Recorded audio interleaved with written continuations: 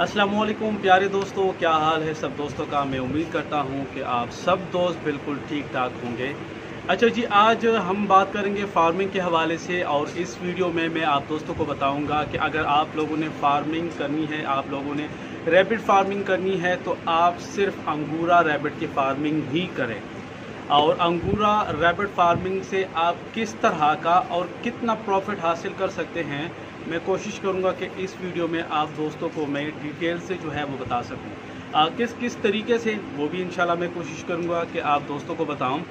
अंगूरा रैबिट का नाम जब आता है तो हमारे जहनों में ऑटोमेटिकली ये आ जाता है कि वूल वाला रैबिट, यानी कि बालों वाला रैबिट।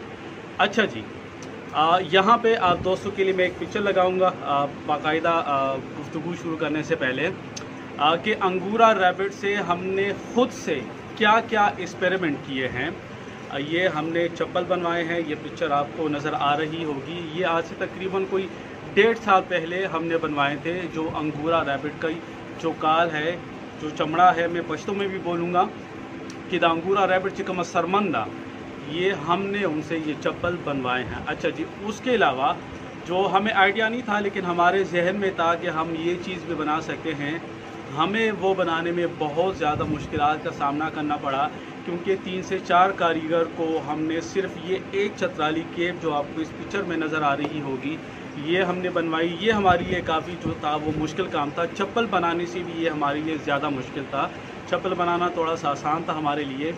तो ये हमने एक चीज़ बनाई, ये एक शक्ल है अंगूरा रैबिट से जो आप उनकी काल से खुदा न खास्ता अगर आपके पास कोई अंगूरा रैबिट मरता है तो आप उसको गिराएं नहीं, उसकी जो चमड़ा है, जो काल है, वो उतारें और इस तरह का जो एक्सपेरिमेंट है आप वो कर सकते हैं। ये एक कमर्शियल लेवल पे भी किया जा सकता है, लेकिन उसके लिए हमें बहुत सारे जो चमड़े हैं, जो स्किन है अंगूरा रैबिट का, वो हमें चाहिए होगा।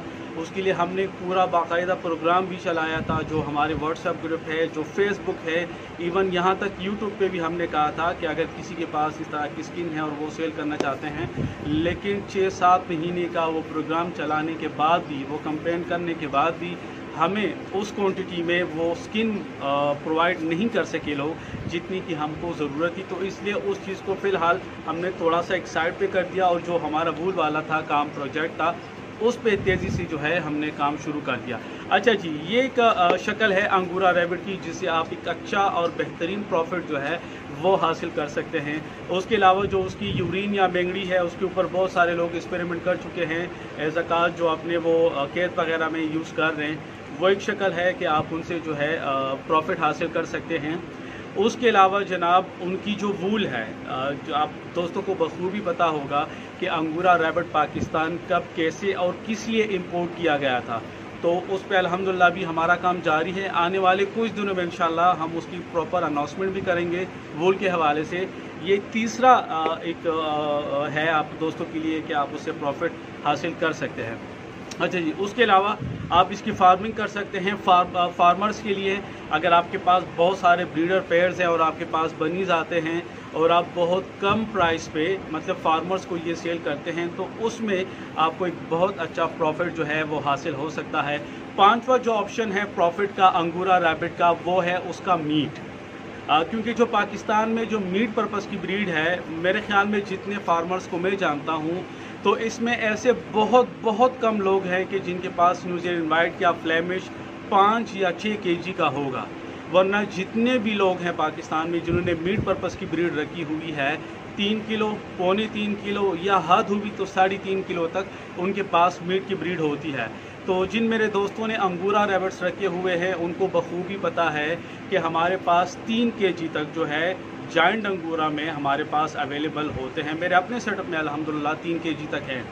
तो अगर देखा जाए तो फिर इसके लिए हम मीट के लिए भी इसको यूज़ कर सकते हैं। ये 5वां एक प्रॉफिट का ऑप्शन है जिसमें कि एक अंगूरा रैबिट से आप 5 तरह का जो है प्रॉफिट या काम या बिज़नेस जो है वो हासिल कर सकते हैं।